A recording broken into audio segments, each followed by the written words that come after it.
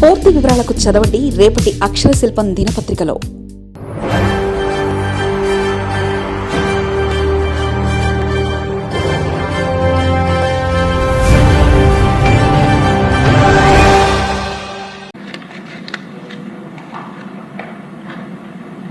సభ్యుల ఆవేదన జరిగిన విధానంలో ప్రతి ఒక్కరు కూడా ఒక ఆశ్చర్యాన్ని, దిగ్భ్రాంతిని వ్యక్తం చేసే పరిస్థితికి వచ్చారు. సీనియర్ నాయకుడు కొణతాల మాట్లాడుతూ ఆల్ ఇండియా సర్వీసెస్ యొక్క విశిష్టత, బ్రిటిష్ కాలంలో ఆ వ్యవస్థకు శ్రీకారం చుట్టిన భారతదేశం యొక్క అభివృద్ధి కోసం ఆ వ్యవస్థను ఫర్దర్గా ప్రక్షాళన చేసి ఈరోజు ఆల్ ఇండియా సర్వీసెస్ మనం పెట్టుకోవడం, ఇంకొక పక్కన దిశ ఇక్కడ లెజిస్లేటర్స్ అంతా కూడా పబ్లిక్ పాలసీలు మనం ఆమోదిస్తే దాన్ని ఆమోదించిన తర్వాత ఎగ్జిక్యూట్ చేయాల్సిన బాధ్యత ఆఫీసర్స్ పైన ఉంటుంది. కేంద్రంలో ఉండే ఆల్ ఇండియా ఆఫీసర్స్ కానీ, రాష్ట్రంలో ఉండే స్టేట్ సర్వీసెస్ కానీ దీనికి ప్రత్యేకమైన స్థానం ఉంటుంది. ఎక్కడైనా ఏదైనా తప్పు జరిగితే జ్యుడిషియరీ ఎప్పటికప్పుడు కరెక్ట్ చేసి రాజ్యాంగాన్ని పరిరక్షించుకోవాల్సిన అవసరం ఉంది. మీడియా ఎప్పటికప్పుడు ఈ విషయాల్ని ప్రజలకు వాస్తవాలు తెలియజేసే విధంగా ముందుకు పోయే పరిస్థితి వస్తుంది. అయితే దేశ రాజకీయ నాయకులకి ఒక విశ్వసనీయత కూడా ఉండాలి, సమాజం పట్ల బాధ్యత ఉండాలి, కనీసం ఈ దేశం పట్ల కనీస బాధ్యత, ఈ దేశాన్ని ముందుకు తీసుకుపోవాలి, ఇది మనం చేస్తే తప్పనే ఆలోచన ఉండాలి. ఇక్కడ మీరు మాట్లాడిన తర్వాత విషయాలు విన్నప్పుడు ఇది ఒక కేస్ స్టడీ, చరిత్రలోనే ఒక కేస్ స్టడీ. 48 సంవత్సరాల నా అనుభవంతో చెప్తున్నా. చాలా విషయాలు నేను పోరాడాను, 15 రోజులు పోరాడాం, నెలల తరబడి పోరాడాం, ఇక్కడ పోరాడాం, క్షేత్రస్థాయిలో పోరాడాం. ఈ ఇష్యూతో కంపేర్ చేస్తే అది ఎక్కడ కంపారిజన్ కూడా లేదు. నేను కూడా కలలో ఊహించనటువంటి పరిణామం. ఒక వ్యవస్థ ఇంత భ్రష్టు పట్టిపోవడమే కాకుండా ఆ వ్యవస్థలో ఉండే వ్యక్తులు బరిదెగిస్తే కింది వాళ్ళు కూడా ఏం చేస్తారనేది ఇది ఒక కేస్ స్టడీ. మళ్ళీ దొరకతామనే భయం కూడా ఉంటుంది అధ్యక్ష. ఆ భయం కూడా లేదు. గతంలో జరిగిన సంఘటనలు ఉన్నాయి. గతంలో కూడా జరిగిన సంఘటనల ఫలితం చాలామంది జైలుకు పోయారు, ఆఫీసర్లు జైలుకు పోయారు, ఇండస్ట్రియలిస్టులు జైలుకు పోయారు, పాలిటీషియన్స్ జైలుకు పోయారు. నా గత చరిత్రలో చూస్తే ఎక్కడ తప్పు చేస్తే ఆ వ్యక్తులు పోయారు తప్ప, ఇప్పుడే బుద్ధప్రసాద్ గారు చెప్పినట్టు ఒకే ఒక వ్యక్తి వ్యవస్థల్ని భ్రష్టు పట్టించి మిస్యూజ్ చేసి అందరినీ జైలుకు పంపించిన ఒకే ఒక వ్యక్తి ఈరోజు మనం మాట్లాడుకునే వ్యక్తి. నేను పేరు కూడా చెప్పను, అది నాకు ఆ మాత్రం కూడా ఇది లేదు. ఇది మీరు చూస్తే ఎంత భయంకరం అండి. యువత అన్ని వ్యవస్థల్ని ఇప్పుడు ఈ అసెంబ్లీ ఈరోజు ఎంత ప్రశాంతంగా, ఎంత హోందాగా జరుగుతుంది. అదే 1924 మీరు ఒక్కసారి ఊహిస్తే ఇదే అసెంబ్లీ చూసిన తర్వాత విరక్తి కలిగే పరిస్థితి వచ్చింది. బూతులు ఇష్టానుసారం. ఈరోజు మనం ఇప్పుడే మీరు ఒక మాట అన్నారు, ఎప్పుడు నేను చాలాసార్లు చూశాను. బుద్ధప్రసాద్ గారు చెప్పినట్టు అబద్ధం అంటే అది ఆక్షేపణీయం, ఇమ్మీడియట్ కరెక్ట్ చేసుకోవాలి. అపాలజీ చెప్పి విత్డ్రా చేసుకున్న సందర్భాలు. అలాంటి పవిత్రమైన ఈ సభని అపహాస్యం చేయడమే కాకుండా నేను ముందే చెప్పాను, బాధ్యత ఉంటుంది. అధికారం ఇస్తే పెత్తనం చేస్తాం, దోచుకుంటాం, రౌడీజం చేస్తాం. అధికారం ఇవ్వకపోతే బజార్లో పడి నా ఇష్టానుసారంగా అరాచకం చేస్తామంటే అది ప్రజాస్వామ్య స్ఫూర్తి కాదని చెప్పి కూడా నేను మీకు తెలియజేస్తున్నా. ఇక్కడ చాలామంది మాట్లాడినప్పుడు వాళ్ళు ఆవేదన చెప్పారు, కొంతమంది అపాలజీ చెప్పాలన్నారు. విష్ణుకుమార్ రాజు గారు అయితే ఇక్కడికి రావాలి, వచ్చి సమాధానం చెప్పాలి, ఇవన్నీ మాట్లాడే పరిస్థితికి వచ్చారు. అయితే అధ్యక్ష, ఇలాంటి సమస్యలను అధిగమించడం కోసం మనం విలువలు తప్పాల్సిన పని లేదు, మనం వాళ్ళ స్థాయికి పోవాల్సిన పని లేదు. అలాంటి వ్యక్తులపైన రాజీ లేని పోరాటం చేయడమే కాకుండా ప్రజా చైతన్యమే ఏకైక మార్గం.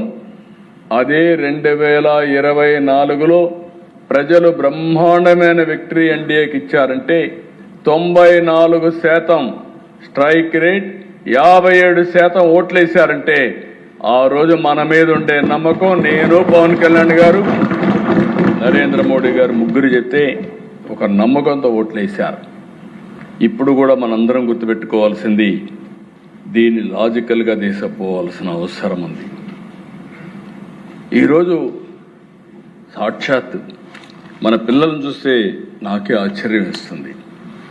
మిరాకిల్స్ లాంటి పిల్లలు, అవకాశాలు ఇస్తే ఆకాశమే హద్దుగా దూసుకుపోయే పిల్లలు. మొన్నే నేను చూశాను, 25 ఏళ్ళు కూడా కాలేదు, ఐటీని ప్రమోట్ చేశాం.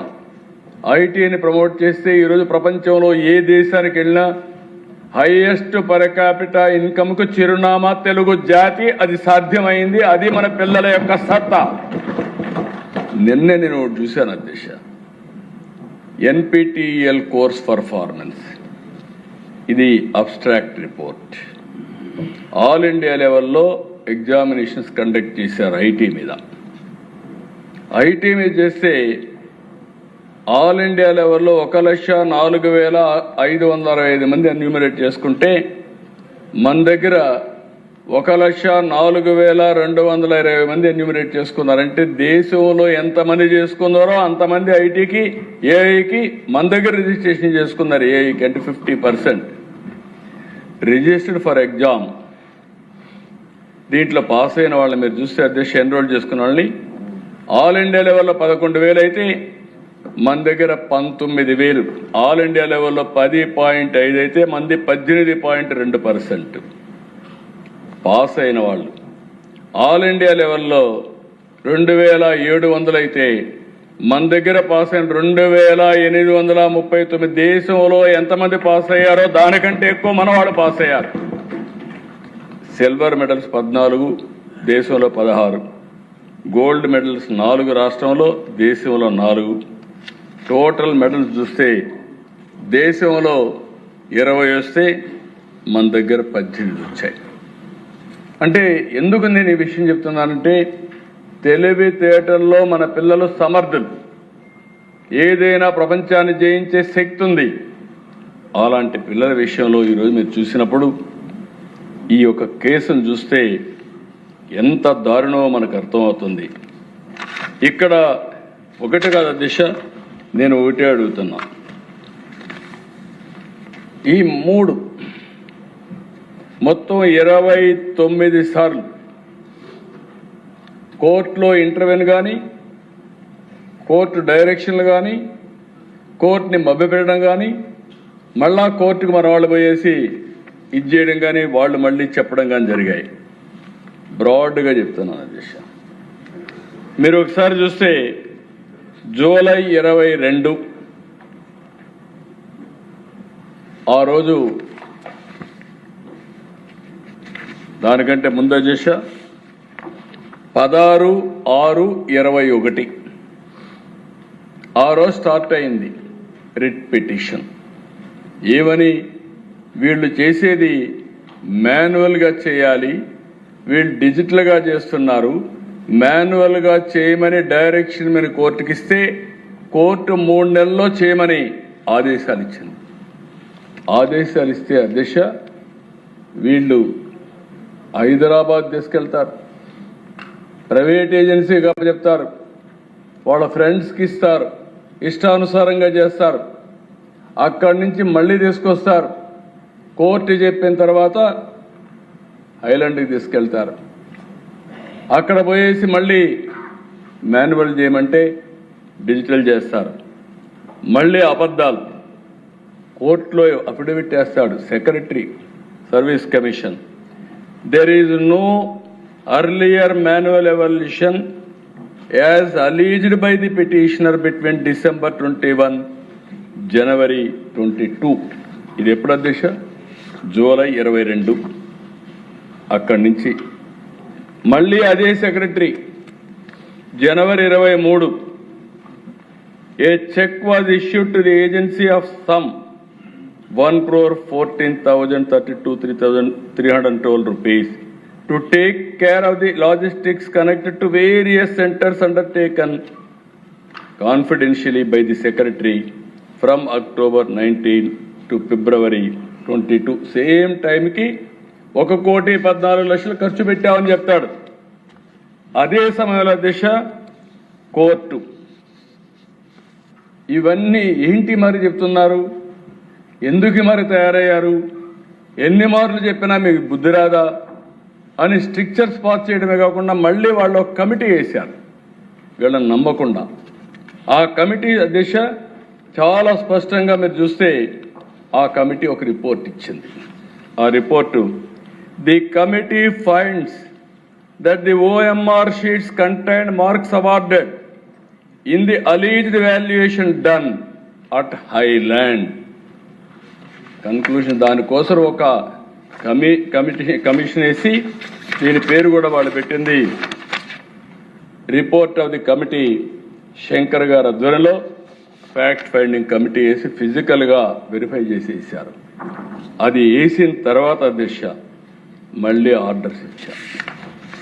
ఆ ఆర్డర్స్ ఇచ్చినప్పుడు చాలా స్పష్టంగా కమిటీ చెప్పింది, ఇంతవరకు మీరు వేసిన అఫిడవిట్లన్నీ తప్పేస్తున్నారు, మిస్లీడ్ చేస్తున్నారు, కాబట్టి సిట్ని కాన్స్టిట్యూట్ చేస్తూ సిట్ని ఎంక్వైరీ చేసి డైరెక్ట్గా కోర్టుకు సబ్మిట్ చేయమని ఆదేశాలు ఇచ్చారు.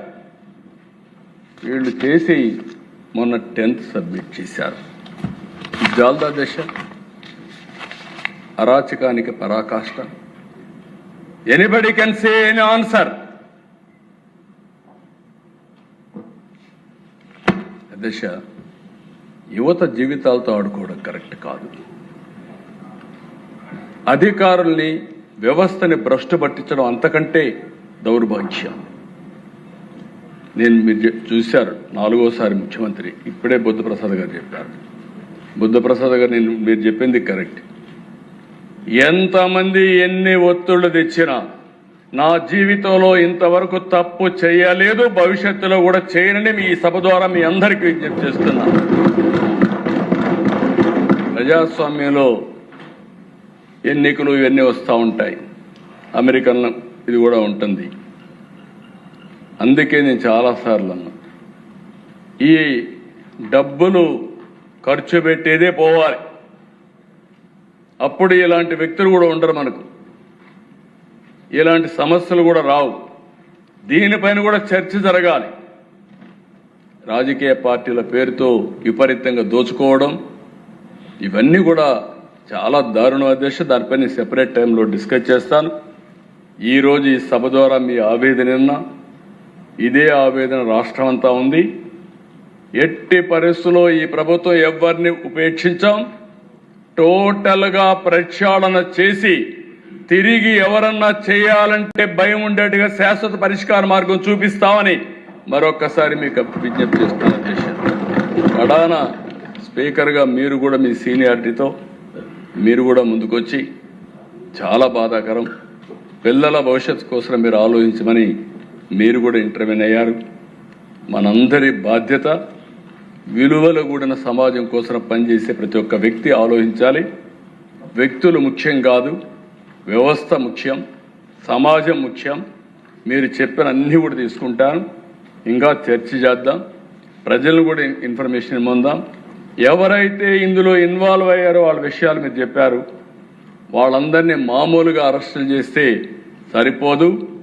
అవసరమైతే డెమాన్స్ట్రేటివ్గా సమాజం గుర్తుపెట్టుకునేట్టుగా మిగిలిన అధికారులకు కానీ మిగిలిన వాళ్లకు భయం వచ్చేట్టుగా యాక్షన్ తీసుకోమన్నారు. నేను తప్పకుండా యాక్షన్ తీసుకుంటానని ఈ సభాముఖంగా హామీ ఇస్తున్నా. అదే కాదు, ఏ విధంగా తప్పించుకుంటారో దేశం, మీ దగ్గర చేసిన ఐఏఎస్ ఐపీఎస్ ఆఫీసర్, మీ ఇంటెలిజెన్స్ ఆఫీసర్, మీకు సమాచారం ఎప్పటికప్పుడు చేరవేయవలసిన వ్యక్తి, అలాంటి వ్యక్తి ఇంత ఘోరం చేస్తే దీనికి సమాధానం ఏంటి? మీకు బాధ్యత లేదు? సమాధానం చెప్పవలసిన బాధ్యత ఉందా లేదా అని అడుగుతున్నా. అతనికి ఏపీపీఎస్సీ, అతనికి ట్రాన్స్పోర్ట్ కమిషనర్, దేనికోసరం? అరాచకాలు చేయించడానికి. వీళ్ళందరూ కలిసి అక్కడ సెక్రటరీలని మిగిలినందరినీ భ్రష్టు పట్టించి తప్పుడు అఫిడవిట్లేసి వాళ్ళపైన క్రిమినల్ ఛార్జ్ తీసుకుంటే వీళ్ళకి ఏం బాధ లేదు. ఇలాంటి తప్పుడు పనులు చేసి వ్యవస్థల్ని భ్రష్టు పట్టిస్తున్నారు. విశ్వసనీయతని కాపాడుకోవాలి, వ్యవస్థలు కాపాడుకోవాలి, ఇలాంటి వ్యక్తుల్ని ప్రక్షాళన చేయాలి. శాశ్వతంగా నేను మీకు ఒకటే హామీ ఇస్తున్నాను అధ్యక్ష, ఇంకా నేను చాలా సీరియస్గా ఆలోచిస్తా. రేపు సదరన్ కౌన్సిల్ మీటింగ్ కూడా ఉంది, దానికి వెళ్ళాలి. సౌత్ ఇండియన్ చీఫ్ మినిస్టర్స్ అందరూ వస్తున్నారు. అదే మరిగా అమిత్ షా గారు చైర్మన్ దానికి వెళ్తున్నాను. వెళ్ళి వచ్చిన తర్వాత అందరు ఫీడ్బ్యాక్ తీసుకుంటాను. టోటల్గా ఏపీపీఎస్సీని ప్రక్షాళన చేయడమే కాకుండా తిరిగి పునరావృతం కాకుండా కఠినమైన చర్యలు తీసుకొని ముందుకు పోతామని మీ ద్వారా ఈ సభకు హామీ ఇస్తూ, ప్రజలందరికీ హామీ ఇస్తూ మీరు కూడా ముందుకు రండి. ఇటీవల కొన్ని సంఘటనలు నేను చూశాను. ప్రజలు చాలా బాగా స్పందిస్తున్నారు. మంచిని మంచి అంటున్నారు, చెడును చెడు అంటున్నారు. మంచిని ప్రోత్సహిస్తున్నారు, చెడును ఖండించే పరిస్థితికి వస్తున్నారు. ఇది శుభ పరిణామం. ప్రజల్లో కూడా అలాంటి చైతన్యం వస్తూ ఉంది. ఎన్నికల్లో ఓటేసి ప్యాసివ్గా ఉండడం కాకుండా ఎన్నికల్లో ఓటేసిన తర్వాత ఎప్పటికప్పుడు ప్రజా చైతన్యంతో మనల్ని నడిపించే పరిస్థితికి వస్తున్నారు. ఇది డెమోక్రసీలో చాలా ముఖ్యం అని చెప్పి తెలియజేసుకుంటూ దీన్ని కాపాడుకోవడం ఏం చేయాలో చేద్దాం. నేను కూడా చర్చ చేస్తా. అందుకే నేను మొన్న ఒక మాట కూడా అన్నాను, 80వ స్వాతంత్ర దినోత్సవం ఇప్పటికీ ఇంకా 21 ఏళ్లలో భారతదేశం వికసిత్ భారత్ ద్వారా ప్రపంచంలో నెంబర్ 1గా ఉండాలి. అదే మరిన్ని కథనాల కోసం సబ్స్క్రైబ్ చేసుకోండి మీ అక్షర శిల్పం. పూర్తి వివరాలకు చదవండి రేపటి అక్షర శిల్పం దినపత్రికలో.